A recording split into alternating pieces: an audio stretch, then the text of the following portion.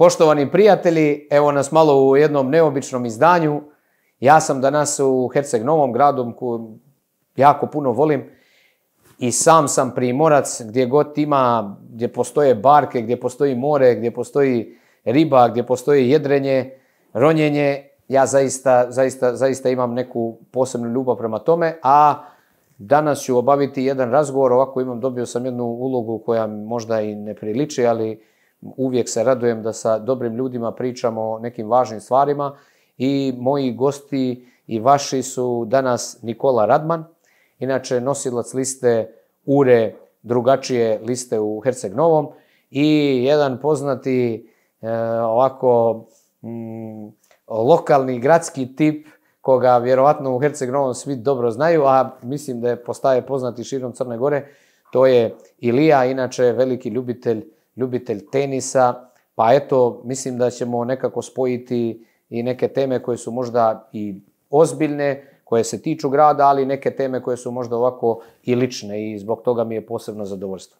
Evo Nikola, možda da počnemo od tebe, pitanje vjerojatno koje te susreće svaki dan na ulici, kako ide kampanja? Pa, hvala ti na to pitanje, kampanja ide dobro. Vrlo sam zadovoljan, dakle, osjeća se ta energija, ljudi su, što se nas tiče, onako pozitivno raspoloženi. Mogu da kažem da dosta ljudi, ne samo što nas na ulici sreće i daje podršku, dosta ljudi svraća ovdje u kancelariju, sugestije, raznorazni predlozi i tako dalje. Dakle, vidi se da su se građani uključuju se u cijelu tu kampanju, kako ti kažeš. Očito da građani iščekuju nešto drugačije. Očito i mi smo to prepoznali i idemo ka tome. Tako da, samo mogu da kažem, veoma pozitivna atmosfera. Super. Ilija, kako ide tenis? Kako smo Zdravo, Dritan. Hvala ti što si došao i što si naš gost. Uvijek mi je milo da pričam s ljudima s kojima se ima nešto ispričati. To je jako bitno i u životu i u svemu. Tenis ide dobro, znaš kako je sad, ja ću ti krenuti iz Herceg Novi je svestran grad. Ja mislim, sve počeo u ovoj Crnoj Gori prvi. Prvi smo i po onome što valja i što ne valja, ali u svakom slučaju više ovo što valja i upravo to je nešto i tenis. Prije 40 godina i Herceg Novi bio osnivač, odnosno više od 40 godina osnivač Teniskog saveza Crne Gore. Prvi tenis se igrao, prvi klub koji se zvao Jadran 922. godine se zvao Jadran, a u sklopu toga je imao tenis, plivanje, tenis i veslanje. Tako da evo 100 godina je tenisa bilo prije 2 godine. Sad sam ja tu neki predsjednik, nije neki, nego sam predsjednik. Nadam se da ćemo vrlo brzo dobiti nekog novog, da ja mogu malo se posvetim nekim drugim stvarima, ali u svakom slučaju tenis je onako nešto što je mene obilježilo cijeli moj život od malena do danas i dalje organizujem turnire, igram tenis, malo sam se ovako proširio, ali i dalje dobro trčim. Ako ne trčim dobro, dobro udaram, tako da opet kompenzujem kilažu sa trčanjem. Pa i život je nekako kao tenis, dakle, se stalno treba uzvratiti neki udarac. Uvijek. Pokušati biti brz na lopti i gledati da ne bude prejak udarac da lopta ode u aut. Tačno. Kad pričamo o Herceg Novom, šta vi, evo, ja sam imao priliku da budem i predsjednik vlade i mnogo inicijativa došlo od Nikole i od njegovih kolega ovdje vezano iz Herceg Novi. Šta mislite da je potrebno raditi, što se kaže, sa državnog nivoa da bi se ovdje neke stvari poboljšale? Mi imamo tradicionalne neke probleme, hronične probleme u turizmu koje se dešavaju od saobraćaja pa do, čini mi se, i smještajnih kapaciteta, prilično loše reklame za kvalitete koje Crna Gora ima. Šta vas dvojica mislite da bi mogli da radimo kao inicijative koje bi možda mogle da budu i u Skupštini Crne Gore, pa sutra i kroz izvršnu vlast, koje bi bile u ovom trenutku, da tako kažem, da su akutne i da su značajne za građane Herceg Novog? Pa ajde, Dritana, da krenemo s jednim malim posjećanjem oko Herceg Novoga. Neću biti dug. Dakle, ovo je više za mlađe generacije, pošto starije se toga sjećaju. Dakle, 70. i 80. godina, to jednostavno se mora reći. Dakle, Herceg Novi je bio, ono što se kaže, rame uz rame sa jednom Opatijom, sa jednim Trogirom, sa jednim Umagom, Porečom i tako dalje. Dakle, Herceg Novi, opšte poznato, tako je, iz Dubrovnikom, opšte poznato, znači znaš se, grad pisaca, grad skalina, grad zelenila, umjetnika i svega ostalog. Nažalost, one 90. godine su ostavile da kažem, jednu lošu situaciju, jednu lošu brazdu, eto tako mogu reći, i mi danas, tako reći, tih zadnjih 25-30 godina plaćamo taj ceh. S jedne strane, i Herceg Novi je imao taj nekakav, da kažem, najblaže rečeno peh. Imao je jedan režim Demokratske partije socijalista na državnom nivou i od 2000. imao tadašnji, da kažem, drugo krilo tog cjelovitog DPS-a, imao je taj jaki SMP. Tako da i s jedne i s druge strane su se radile stvari mnogo drugačije nego što su trebale se radi. I dan danas plaćamo te posljedice, ali da ne dužim, odgovor na tvoje pitanje je čisto morao sam se povezati s ovim, da bismo pričali o problemima i stvarima koje nam se trenutno događaju. Dakle, ne može se reći, apsolutno se ne može reći da se, barem u zadnjih 7-8 godina, nije ništa radilo. Radilo se dosta. Herceg Novi vidi se da se sređuje infrastruktura, da se sređuju ulice, da se radi konkretno oko problema sa vodom i tako dalje, tako dalje. Međutim, šta je ključni problem Herceg Novoga, ali nije samo Herceg Novoga. Nažalost, to je problem cijele države, a Herceg Novi ne možemo izvaditi iz konteksta ostalih opština. To je problem što imamo loše uspostavljen sistem. Znači, sistem kompletan, načina upravljanja, načina i poimanja vođenja jedne lokalne samouprave, to je ono što pravi te smetnje, te greške u koracima, govorim na kratkoročna, srednjoročna ili dugoročna planiranja, to je ono što nama fali.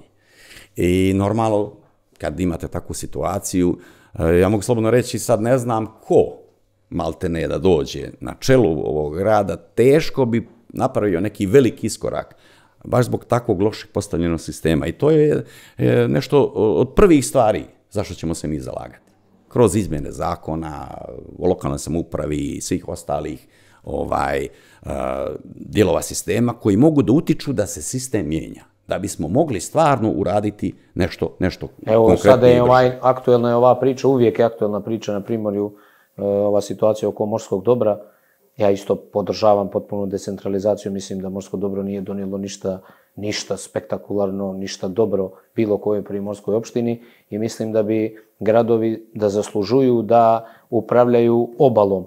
A pazite, obala je najvrednija stvar koju Crna Gora ima, jer naši turisti, mi možemo da pričamo što god želimo, ali gro dolazi upravo zbog te obale. Kad ta obala ne bi postojala, vjerovatno se ne bi pojavljivali u tom nekom broju. Vjerujem da i vi podržavate tu inicijativu. Ne, apsolutno. Morsko dobro ovako kako jeste mora da doživi svojevrsnu transformaciju. Mora da bude u smislu neke agencije, krovne strukture koja bi nagledala cijeli sistem. A s druge strane, apsolutno se slažem da opštinama treba dati mnogo veću autonomiju kako bi oni bolje gazdovali sa tim resursom. Ono što je po meni, a to je evidentno, to svi građani Herceg Novoga vide, to je taj jedan naš ukupna nerazvijenost i onda kad pogledate šta imamo mi kao Crna Gora, zašto bi neko došao u Crnu Goru i sad rekao, ajde sad ću da tu ljetujem, neću ljetovati u Albaniju ili u Hrvatskoj i tako dalje, je ukupna slika. Znači, aerodromi kakvi su, vidimo i sami, kakvi su nam putevi. Tako da je to ono prvo što mi moramo kao opština, ali ja cijelo vrijeme se vraćam na sistem. Znači, mi moramo opštine, napokon moraju da budu inicijatori. Dakle, ne možemo sve da čekamo od vlade, imamo ovakvu vladu kakvu imamo, šta da radimo, ali zato mi moramo da budemo ti koji ćemo inicirati. Dajte ljudi, nama omogućite da možda funkcionišemo. Ako jedan turista treba od Debeloga brijega do Kamenara, do trajekta, da putuje sat i pol ili 2 vremena u sred sezone. Pa, koji je taj gost koji neće negodovati? Jedna stvar koju definitivno treba svi zajedno da radimo drugačije jeste da bi riješili neki problem, mi građanima moramo reći istinu. Tako je. I meni je žao što u političkom životu, evo nije da se nešto sada kao mi čojkamo, ali vrijeme potvrđuje stvari. Često povjerujemo u stvari koje nisu istinite, a koje se plasiraju. Evo jedna neistina koju sad sam se sjetio, pošto si pomenuo saobraćajnu infrastrukturu, bilo je obećano prije te 2023. da eto kad se bude došla nova vlada na čelu sa ovim Mikijem i tako dalje, da oni odmah kreću u realizaciju projekta brze saobraćajnice od Herceg Novog do Ulcinja. Ja kad sam to čuo, vi ne možete ljude možda da ubijedite, ali nekad želite da ljudi i sami shvate. Mi nismo imali jedan papir za to. Ja ne mogu da vjerujem da ljudi u javnom prostoru pričaju nešto što je apsolutna neistina. Mi smo tek sad, 2025. se otvorio konkurs za idejno rješenje potencijalne brze saobraćajnice koja će biti od Herceg Novog do Ulcinja. Znači, tek smo na idejnom rješenju koji će se raditi, pa poslije znate da treba, da li će se prihvatiti to idejno rješenje, pa da se radi na osnovu toga glavni projekat i tako dalje. Tako da, meni je mnogo žao što ljudi prihvataju neistinu kao nešto što je evidentno. Razumijem da nam je svima potrebna nada i da građani nekad kad čuju, pa i neko, aj nazove možda je grubo, neku laž koja zvuči tako simpatično ili lijepo, oni nekako se ponadaju da bi to mogla se pretvoriti u istinu. Ali onda su i razočarenja velika. Ja mislim da i politika kao i svaki biznis treba da počiva prije svega na nekom integritetu, na nekom kredibilitetu koje stičete u odnosu na druge ljude ili u biznisu u odnosu na mušterije na način što oni znaju uvijek šta od vas očekuju. Ili mogu očekivati. Znači, ne postoji, vidite, kad imate one velike firme pa se desi neki kiks, oni su uvijek tu spremni i da se izvinu i tako da. Zašto? Zato što oni čuvaju svoj brend. Njihov brend počiva na tome da oni neće da slažu mušteriju. Čak i kad se desi nešto pogrešno, oni kažu, pa evo Toyota ponekad povlači seriju automobila ili neko ko je ovako svjetski brend. A mi olako, čini mi se, prihvatamo tu neistinu kao nešto što je, ja mislim da je to dio ovoga, možda i mentalitetska stvar koju treba da mijenjamo. Ilija, misliš li, dijeliš li ovo mišljenje? Potpuno se slažem, čak bi ja, na primjer, u jednom momentu, mi nismo dovoljno jaki kao ti brendovi. U stvari, naš brend je turizam. Crna Gora ima samo more, sunce i mi to prodajemo uspješno, jer zarađujemo pola para nam ide pola budžeta nam dolazi od turizma. I sada mi u jednom momentu, oko ovih stvari si pričao oko morskog dobra, mi pokušavamo na sve načine da osjećamo granu na kojoj sjedimo. Napravili smo evo, svi smo svjedoci šta se dogodilo oko tendera. Ljudi su i u Herceg Novom, a vjerujem i u Ulcinju kod tebe i po Budvi, slušaj, izgubili su plaže koji su držali po 15-20 godina. Pazi, to nisu bile plaže, tamo da je to bio neki haos, da su bile vrhunske plaže od nekih prostora koji su bili devastirani, puni otpada, ružni. Napravili su objekte, bili su prepoznati u ovom gradu, to su moji prijatelji iz ovoga grada i drugovi. Ljudi su izgubili plaže poslije 10, 15, 20 godina za 3 puta veće cijene. Sad ja kažem, ok, tržišna utakmica je ok, međutim, ako je nešto 3 puta skuplje, hoće li ta ležaljka da bude 3 puta skuplja? Kako će se ovome to isplatiti? Ko nama dolazi ovdje? Dolazi nam ljudi iz Srbije, iz Bosne, iz Makedonije, sa Kosova, kod vas Ulci, Silaze i tako dalje. Mi kad ponudimo ležaljku 50 € ni više neće doći. I sad se vraćamo na priču o brendu, mi ako jednu godinu izgubimo u turizmu, a imamo veliku šansu da ovu godinu da bude ta loša godina u turizmu zbog naših grešaka, ne zbog grešaka tržišne utakmice, problema, haosa. Mi ćemo 5 godina do 10 se morati vraćati ponovo na 2024. godinu ili 2023. ili neku 19. koju pominjamo. Mi ne smijemo dozvoliti da glavni naš resurs propadne. To znači da ekološki ga čuvamo, more, plaže, i da ga čuvamo prostorno, da ne damo nikome ekskluzivno pravo da nam uzme hleb. Jer ako ti neko uzme hleb, ti si gotov. Možeš slobodno se iseli. Šta ćemo raditi? Fabrike nemamo. Slažem se i da nekako apsolviramo ovu temu. najružnija stvar od svega jeste što mi danas je 2. april, mi danas pričamo o tenderima, o plažama i tako dalje. Kupališta treba po pravilu da budu spremna 1. maja. Razumijete gdje smo mi? Kako mi doživljavamo najznačajniju privrednu granu. Mi smo nespremni. Mi danas pričamo o tome ko će dobiti plaže, jesu li tenderi ok, nisu tenderi ok, a umjesto da smo sad spremni da dočekamo goste koji nadamo se da će doći. Evo ja ne znam, nisam toliko pesimističan vezano za turističku sezonu, zavisi puno od vremena, ali definitivno moramo nekako da sačuvamo brend. Ja ću pomenuti jednu stvar koja se tiče između ostalog i Herceg Novog. Vi znate da to je nešto na što sam ja mnogo ponosan, vjerujem i građani Herceg Novog i Boke Kotorske i Crne Gore, ali to je pitanje trajekta. Ili što bi vi rekli catare, mi smo samo što smo vratili trajekt u državno vlasništvo. Samo jedan potez je bio. A vratili smo ga na način što je prethodno preduzeće koje je upravljalo nije imalo koncesioni ugovor. Mi smo kao zemlja zaradili 10 miliona eura. Jednim potezom mi smo zaradili 10 miliona eura. 30 do 35 hiljada eura na dan kad nije sezona i između 50 i 55 hiljada na dan kad je sezona, čistog novca profitira država Crna Gora samo jednim potezom. I volim to da naglasim zbog građana Herceg Novog, između ostalog i zbog ovih zakupaca. Trajekt je Crnoj Gori donio veću svotu novca, govorim za 23. godinu i za 24. godinu, nego zakup svih kupališta od Ulcinja do Herceg Novog.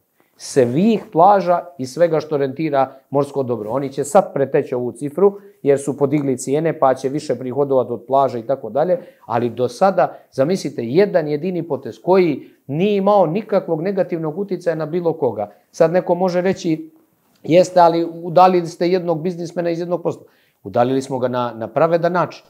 Jer ako neko misli u Herceg Novom ili u Kotoru ili u Tiftu ili bilo gdje u Crnoj Gori, da vi treba biznis koji vredi 10 miliona eura godišnje, da dobijate za 200.000 koliko je on do tada plaćao koncesiju. Ja smatram to velikim neodgovornim potezom u odnosu na državu.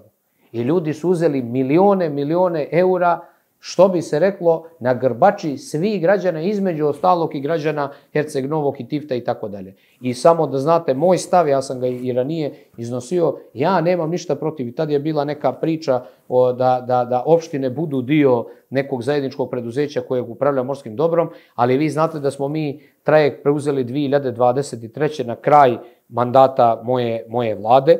Niko to nije htio da uradi ranije. I sad mnogi ljudi se čojkaju i ovi iz DF-a koji kao mi smo, vi da ste htjeli mogli ste to da uradite možda kroz vladu Zdravka Krivokapića. Ali ta hrabrost nije postojala. Ja hoću da budem vrlo pošten prema vama dvojici i prema svima koji budu slušali ovaj podcast. To se nije desilo. Desilo se kad smo mi to uradili, bila je velika tada gungula i vezano jer je Ban bio vrlo nekorektan, nije dao trajekte u tom međuperiodu u kojem smo mi tražili. Trebalo je da se pribave novi trajekti i tako dalje i sad država Crna Gora ima 8 svojih brodova. To je isto kapital, pored ovoga što zarađuje svaki dan na prevoz. Ali ja lično nemam ništa protiv da ako sutra, na primjer, morsko dobro ne želi da upravlja time ili nije najbolji model da morsko dobro upravlja time, da se napravi neko preduzeće koje možda bi bilo u suvlasništvo opštine Herceg Novi, opštine Tivat, lično nikakav problem nemam. Ono što samo želim da vidim jeste da taj novac koji se zarađuje se vraća prije svega građanima Boke, gdje postoji linija, prije svega njima i da to nekako iskoristimo i za jačanje za svoje pomorske privrede i naravno za ekologiju s obzirom da kao i automobil i brodovi su određeni zagađivači i ja apsolutno tu nemam ništa sporno. Tako da ne znam kako građani Herceg Novog gledaju na ovo, jer ja zaista mislim da je to bio potez gdje je pokazano da država može da napravi veliki novac, velike pare, a da to nikako negativno ne utiče na bilo koga, niti na zakupce, niti da ljudi protestuju, niti da neko je nezadovoljan, jednostavno ona win-win situacija. Evo, samo da dodam, Dritane, jer pitao si kako građani Herceg-Novog gledaju na to. Dakle, bio sam prisutan, sticajem okolnosti, kad se krenuo poduhvat da se trajekt vrati državi.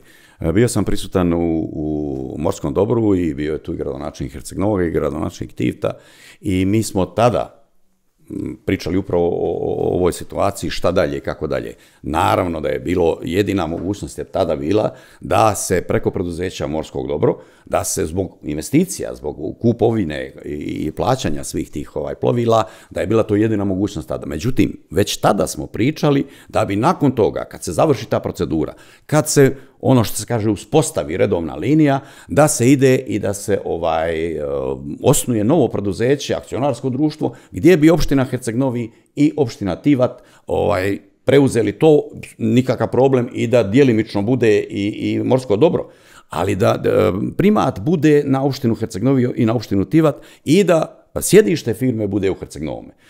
Dolaskom 44. vlade ta priča je potpuno zamrla. I mi danas imamo samo, mi bismo ovo, mi bismo ono, građani su tu zbunjeni, svi bi željeli, jer tradicije radi, ako ništa drugo, a s druge strane, da opštine same, pričamo o decentralizaciji, opštine same stvarno imaju veći benefit od trajekta koji bi bio, više bi se koristila ta sredstva, a nisu mala, kao što si rekao, radi se o milionima, i da više razmišlja i na jedan mnogo pravedniji način raspoređuje ta sredstva. Ja se izvinjam, moram nešto pitati. Pročitao sam da se tužio te neko, ja mislim, Ban, je li to tačno? Jeste, i ja sam ovako iznenađen, ne u smislu da sam iznenađen, da sam nešto sada mi to znači, ali stigla mi je prije par dana tužba za jednu TV emisiju u kojem smo mi zajednički gostovali, to je ona čuvena emisija kad sam mu ja rekao da više neće naplaćivati kartu ni građanima ni turistima. I sada mi je stigla, zamislite, u mart 2025. mi je stigla tužba za tu emisiju koja je bila negdje, ne sjećam se sad, možda februara 23. godine. On se nešto žali, da sam mu ja rekao da su pripremane neke sabotaže. Ja se radujem procesu pred sudom i nemam nikakav problem sa tim. Tužili su me ovi ljudi iz organizovanog kriminala, sad se on pridružio, ja ga ne stavljam u taj kontekst, ali on se pridružio, možda me još neko tuži. Ja sam tu nekako svoju misiju doživio da kad sam bio u izvršnoj vlasti, a to i u opoziciji radim, iako to možda zvuči ljudima čudno, ali misija mi nije niti da se personalno obogatim, niti da na silu držim neke funkcije, niti bilo što. Ja inače nisam materijalista, tako ja nekako sam duhovnjak u svojoj percepciji, možda u percepciji drugih ljudi ne, ali moja misija jeste da uradim neke stvari za državu koje su po mom skromnom sudu istorijske. I ja sam zbog toga mnogo zadovoljan. Ja mislim da je ova odluka vezano za trajekt, kako god se bude kasnije organizovao. Ja sam čuo čak da 44. vlada želi da vrati trajekt Banu.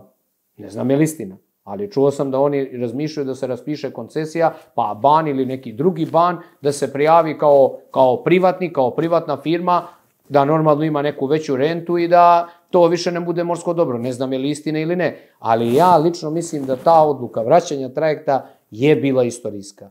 Jer je tu država pokazala prvo ozbiljnost, drugo pokazala je da ne dozvoljava nikome da ima monopolističku liniju, jer to je jedini trajekt koji funkcioniše u Crnoj Gori.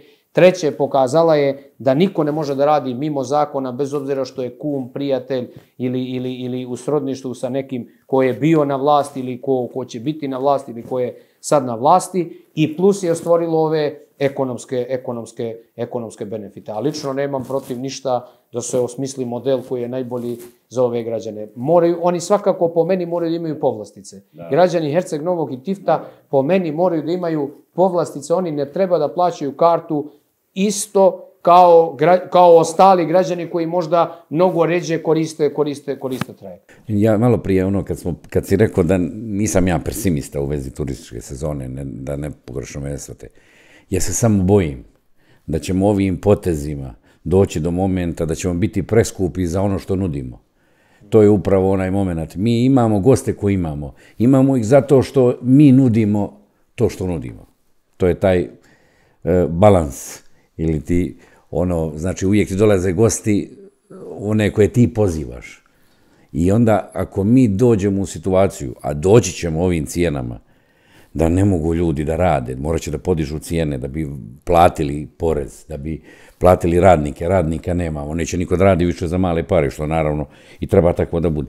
Doćemo u situaciju da ćemo puno poskupiti, a nismo spremni još uvijek kao država za visokoplatežne goste. Pričamo o nekom privatnom smještaju, plažama i tako. Oni su uglavnom koncentrisani u hotelima i takvom vidu smještaja. Tako da ne bih želio da tu dođemo u problem, jer to se onda godinama vraća. I ne možete vratiti, ove godine smo pogriješili, sljedeće godine ćemo, ne, to u turizmu je velika konkurencija i ti kad napraviš jedan kiks, ti si završio za par godina dok se opet ne vratiš. I da još nešto te zamolim, pošto pričamo ovako o ovim temama koje su vezane, koje nam ti možeš pomoći, da ne pričamo o lokalnim, mi smo ovo lokalni ispričali, možemo da ti kažemo da šta smo radili i šta ćemo raditi, ali u svakom slučaju ovo što nam ti trebaš kao, odnosno URA i ti da nam pomognete iz države, to je učinio si Ulcinjanima veliku stvar, vratio si Valdanos jednim potezom i pokazao da to može, jer nisi ništa uradio što nije protiv zakona, vratio si nečiju zemlju. I u Herceg Novom imamo te probleme u zaleđu, poluostrvo Luštica, pogotovo... Ne zaboravi Solanu, koliko je urađeno za zaštitu Solane. Znači, ali pričam negdje, mi nemamo Solanu, ali... Učemo paralele, jasno. Suština je da nam nekako pomogneš, imamo dosta zemlje koja je oduzeta u zadnjih 70-80 godina iz 1000 razloga. Ne ulazimo u njih, ali je vrijeme da se vrati. Postoji ta agencija, odnosno kancelarija u Baru, gdje su se skoro svi prijavili, bilo je to nešto vraćeno, onda je tu neko izgleda prst stavio na tu zemlju. Ja ne volim da se bavim teorijama zavjere, ali druge nema. Da se u zadnji dan, u istoku 5 godina, ljudima kojima je već bila vraćena zemlja, pošto je bila vojna ranije, žalilo, sve to usvojeno u roku od sat vremena i dalje procedure već još 10 godina su po sudovima ljudi.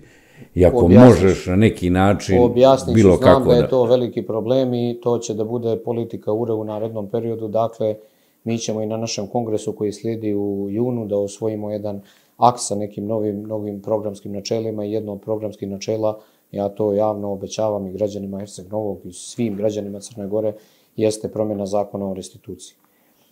Ja ne mogu da prihvatim i ne želim da budem neki sad negativac, ali ne mogu da prihvatim da neko ne želi svojim građanima da vrati njihovu zemlju. Nevjerovatno.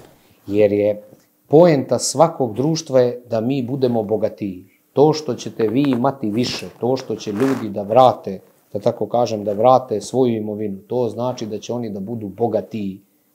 I ja živim za dan da građani Crne Gore budu bogatiji, a ne da budu siromašniji. Zašto je politika do sad bila kontra? Da se ljudima nešto oduzme, da se ne vraća. Pritom ona nije u milion slučajeva, ona uopšte nije iskorišćena, nego su sve to ostale neke, što se kaže, ledine. Ništa se nije, u milion slučajeva, možda neđe ima nešto da se napravilo. Ali u tom kontekstu naša politika će, ja to obećavam javno, koliko će doprijeti, koliko će, ne znam, ali slobodno možete reći građanima i Herceg Novog, ali i svima, jer mislim da je preko 10-12 hiljada ljudi koji imaju potraživanja na nivou Crne Gore vezano za restituciju iz onoga sistema, da tako kažem, od uspostavljanja komunizma do današnjeg dana. I mi možda ne može u svim slučajima, ali u gro tih slučajeva ja mislim da promjenom zakona mi ćemo omogućiti da građani vrate svoju zemlju. Može se isplatiti tim ljudima koji ne možeš da vrati. I ne mogu da ukapiram nekoga. Ja evo, želim to da testiram i u parlamentu. Volio bih da vidim ko su ti ljudi koji neće biti spremni da dignu ruku da se nekome vrati njegova djedovina, očevina, tako kaže, nešto što je nasledstvo familije. Ja znam da na Luštici ima mnogo problema, vjerojatno nije samo Luštica, ima i na druge mjeste, ali to će da bude neka naša krovna državna politika. Ne odnosi se samo na Herceg Novi, odnosi se na sve. Jer ni Valdano se nikad ne bi vratio da se nije usvojio zakon. Da budemo vrlo jasni. I tamo ne bi se nikad vratilo da se nije usvojio novi zakon. Nama treba novi zakon o restituciji. To će biti politika URE koja će vrlo brzo, ja se nadam, u junu mjesecu biti predstavljena, onda i na neki način procesuirana u državnom parlamentu. Evo, Dritane, samo da se nadovežem ovo što si pričao oko restitucije. Sličan problem ili ne manji problem je i planska dokumentacija. Koliko smo se mi trudili, barem u 43. vladi, sa gospođom Anom Novaković-Đurović, koliko smo se trudili da usvoji se prostorni plan. Evo još dan danas, evo prošlo je već 1,5 dana, nakon 44. vlade, ništa tu nismo uradili. Imamo strašnih problema. Ja mislim da to nije samo u Herceg-Novome, nego da je širom Crne Gore. Recimo, Herceg-Novi konkretno to znam.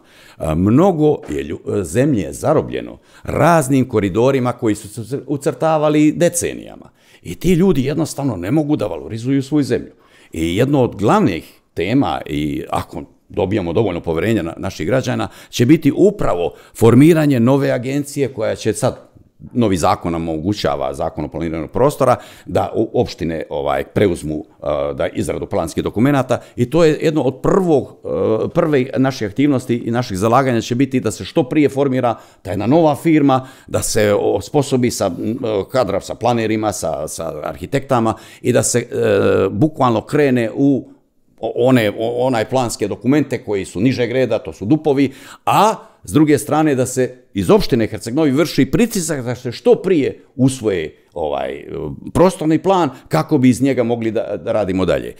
I evo, kad sam već uzeo riječ, dakle, to je jednu stvar za koju ćemo se maksimalno zalagati u budućem djelovanju, a iz toga proizlazi i nekoliko drugih stvari koje smatramo urgentnim. Dakle, planiramo za 4 godine, što se tiče nas ovdje u Herceg-Novome, nekoliko stvari koje smatramo veoma važnim za naše građane, a to je naš onaj čuveni plan Stan za sve, dakle, gdje bismo za 900 eura omogućili našim građanima. Sad postavlja se pitanje, gledam po društvenim mrežama, kaže, to je nerealno. Uopšte nije nerealno. Taj projekat je vrlo dobro razrađen. Dakle, onaj vaš predlog, to jest našeg poslaničkog kluba, da se oformi fond iz kojega bi se počela ta crpila ta prva aktivnost i onda kasnije bi se taj fond dalje punio i to moglo bi samo da raste. Znači, stvarno, pogotovo naša omladina koja zasniva po prvi put, ono što se kaže, bračni odnosi, kreće u život, bi i tekakav boost bio u životu, pomoć da ne odlaze odavde ako ništa drugo. Tako da, druga stvar koju smo planirali za te 4 godine, ovo što smo malo prije pomenuli, da pokušamo da taj trajekt stvarno uobličimo u korist najviše opštine Herceg-Novi i Tivat i da sjedište bude ovdje. I treći jednako tako važan plan koje smatramo od značaja, a to je da za ove 4 godine, to jest da pokušamo da rješavamo kompletnu socijalnu politiku. Na to bi se lakano moglo nadovezati ovo kad pričamo o tenderima. Pa znate, u Herceg-Novome svaka opština nije samo profit u pitanju. Mi moramo da razmišljamo i o socijalnom aspektu. Dakle, ako mi budemo nastavili na ovaj način da raspisujemo tendere, pa za 4, 5, 6, 7 godina gotovo nijedan Novljanin neće više držati plažu. A naši Novljani žive od toga, da se razumijemo, i to nije malo porodica. Dakle, moramo da razmišljamo i u tim kategorijama. Što se tiče stvari koje ćemo u narednih, mi smo se dogovorili, tako nam je u programu, da neke stvari moramo u narednih 100 dana, obećavamo, dakle, obećavamo, poštovani građani, da u narednih 100 dana, ukoliko dobijemo dovoljno vašeg poverenja, da ćemo neke stvari pokrenuti, ala plava špilje, tako dalje, ali to bi prepustio kolegi Peuliću. Ja, možeš. Rekao se da se može malo i šaliti. Tako je. Znaš kako bi ja počeo? Dosta smo toga počeli, nešto smo završili. Sad bi to bio, pravili bi ovdje pola sata neke priče. Ja ću se fokusirati na par stvari koje smo započeli, to je GIS, koji će bi za 4 do 5 godina biti gotov. Sad nam je drugi tender, prošle godine smo uradili snimanje cijelog grada u 3D urbanog dijela, energetski potencijal krovova, sve je spremno, sada radimo geoportal gdje ćemo to sve nasloniti, plus još neke stvari koje su vezane za katastar zelenih površina. Vodovod trenutno radi snimanje svojih instalacija koje će sve ići naravno u taj geoportal, novi PUP, novi planovi, sve, tako da bi za jedno 4 do 5 godina kad bude sve jedno prati drugo, ne možeš, znate kako, ne možeš na cilj prije vremena stići. Tako da ćemo mi negdje u to doba koje sam rekao, za par godina imati jedan kompletan geoportal gdje će svaki građanin može doći, klikne, pogleda svoju kuću, vidi šta može da radi, šta ne može, vidi gdje mu ide instalacije, vidi sve moguće, ne mora da je u opštinu, vadi u te uslove, sve mu piše, tu stavi miš, kursor, stavi i ono mu izađe sve. Kolika je parcela, kolika je izgrađeno, sve.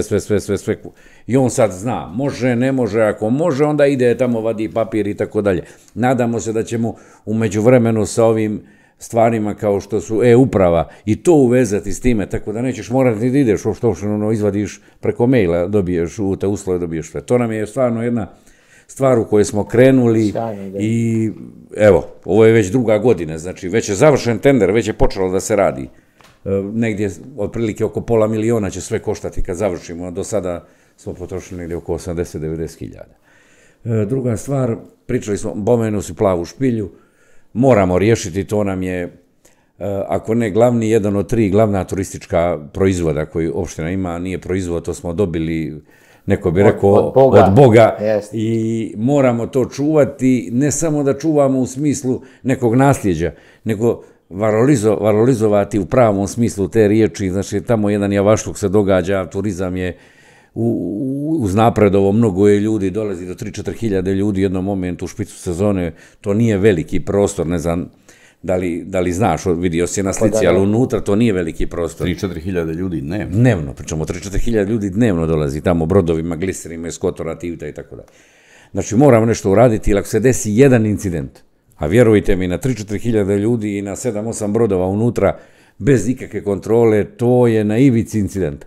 Onda više nećemo imati ni Plavu špilju, ni turizam, ni ništa, sve će biti zatvoreno. I zato nam je jako bitno i preko opštine Herceg-Novije kabineta u zajednički smo tražili koncesiju od morskog dobra, nadamo se da ćemo to i dobiti, da probamo u sljedećih par godina da valorizujemo sve to, naravno u saradnji s našim brodarima, s našim turističkim organizacijama koje se bave upravo time, da zajednički napravimo jednu priču, da budemo svi sretni i zadovoljni i da znamo da imamo jedno pravo mjesto sigurno i ekspeditivno. Oprosti što ti upadam.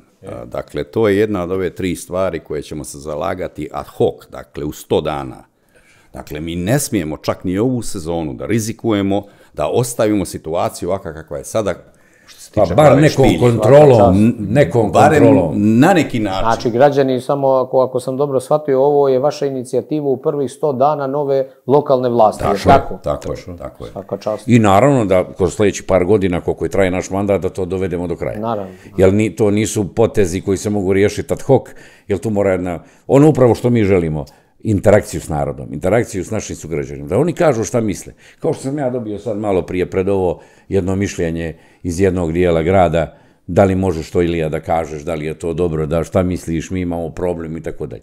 Upravo su to te priče gdje ljudi kažu svoj problem. Da ne bi imali problema, sad se gradi ulica pa svi pričaju, jao kad će biti gotova, pa uski put, zato što čovjek nema oko da vidi da je ista širina puta, čini mi se. Znači, ti kad lijepo nešto predstaviš ovom narodu, narod će reći, ok, radi, trpit ćemo, čekat ćemo te. Ali kad to radiš, ajde, šta narod zna? Onda imaš problem, bune se, ljute se i upravo želimo tu interakciju, čak i referendume.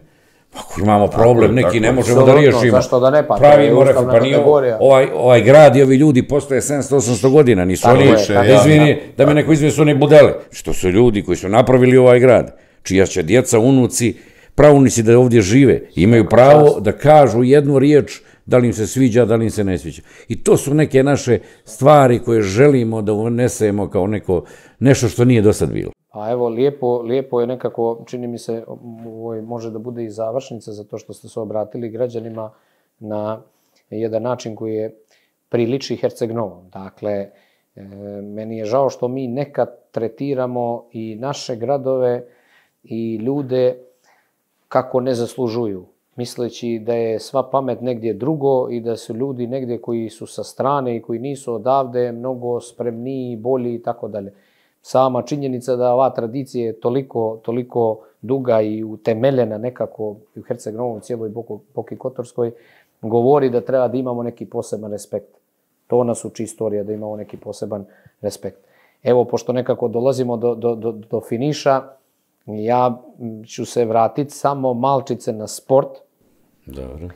imate ubedljivo najvećeg šampiona u vaterpolu, dakle ubedljivo najvećeg šampiona u vaterpolu, ali da li možemo očekivati da Herceg Novi se vrati na one, da tako kažem, evropske staze, pobjedničke evropske staze u sportovima. Ilija je pomenuo i tenis, i veslanje, imate i regatu, imate naravno i vaterpolo, ali sjećamo se nekad onih velikih derbija koji nekako meni nedostaju. Zaboraviš Milivoja Dukića. Ja sam veliki fan sporta svakog, ali nekada veliki... Ali Jadran je Jadran. Jeste, nekad velikih događaja koji su bili u bazenu kad je igrao Jadran sa onim vrhunskim vaterpolistima, pa to su bile i utakmice Lige šampiona i utakmice domaćeg prvenstva koje su bile nešto drugačije, veliki rivalitet, sjajno navijanje. Možemo li, kao da mi taj segment mi nekako nedostaje. Nedostaje mi i u Herceg Novom, nedostaje mi i u Kotoru, gdje je Primora, znam da ste vi rivali, ali nevažno, nedostaje mi onaj period kad su bili one utakmice gdje su ljudi dolazili iz Ulcinja, iz Bara, da bi prisustvovali nekom spektaklu gdje je dolazilo, sad ne znam, ali 1000 i možda i više navijača.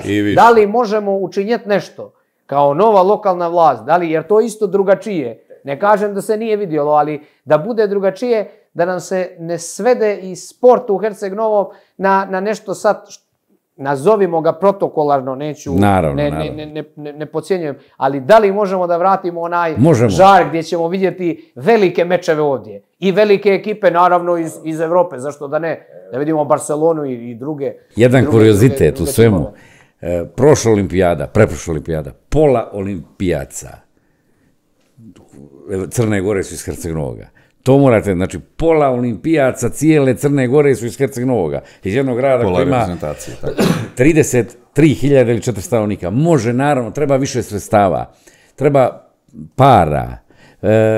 Vidite gdje je došao ovaj sport. Znači, sve se pretvorilo u novac, biznis, profit i ti jednostavno tu gubiš tu emociju, odlaze ti mladi, dobri igrači, dolaze novi, ali da bi se stvorila opet ona energija, ja ću sad da ti ispričam, tražio si jednu priču.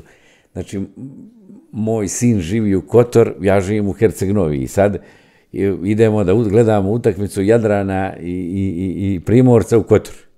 Tamo sam učio školu, u Kotor svi me znaju. I sjedimo ja i on, jedan do drugoga, ja imam šal Jadrana, on ima šal Primorca, jer tamo živi ko babi i džeda.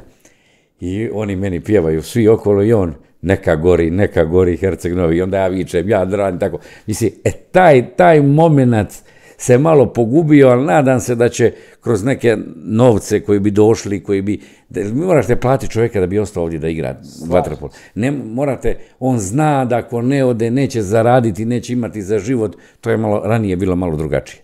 I upravo taj jedan moment državni, da opet dođeš gore, da daš malo više para za sport. Teniski savez Crne Gore ima 150.000 eura budžet za jednu godinu. Imamo Danku Kovinić, pa mi nema šanse s tim parama da napravimo tenisera. Ne znam, ne znam da li neko uopšte razumije. Danka Kovinić su stvorili njeni roditelji, izgubivši prvo sve što su imali da bi ona došla, postala, imala šansu da bude teniser. I onda se to nešto vratilo kroz njenu igru. Jako je teško stvoriti danas sportistu bez para i sve se pretvorilo u novac, tako da i tu država mora da malo mučne glavom. Ja vam želim puno uspjeha na svakom mogućem planu i eto da nekako zaključimo, ja bih volio da se one bakle ponovo zapale, ali ne kao stvar rivaliteta, nego kao neki simbolični pokazatelj, baš ovdje kao što imamo ovaj svetionik na ovom logu, da to znači jedan novi period i za Herceg Novi, a zašto da ne i za cijelu Crnu Goru.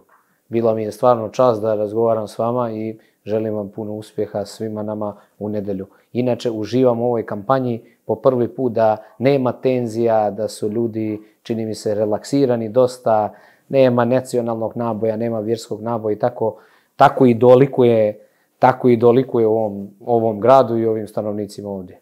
Neka bude sretno i neka bude drugačije. Hvala puno i na način na koji smo malo se približili, da nas građani vide iz ovog ugla.